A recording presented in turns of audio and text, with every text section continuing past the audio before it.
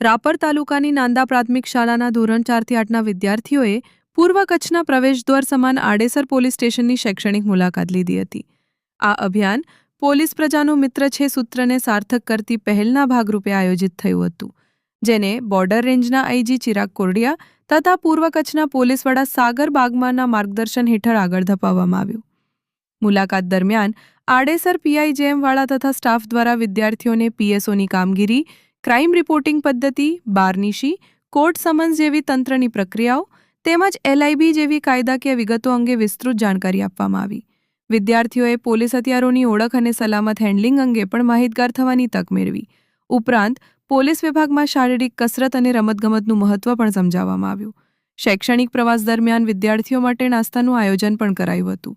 બાળકોના ઉત્સાહ અને સવાલોથી પોલીસ સ્ટાફ પણ પ્રેરિત થયો અને પ્રશ્નોના જવાબ બાળકો જેવી ભાષામાં આપવાની મમલાહટભરી કોશિશ કરી.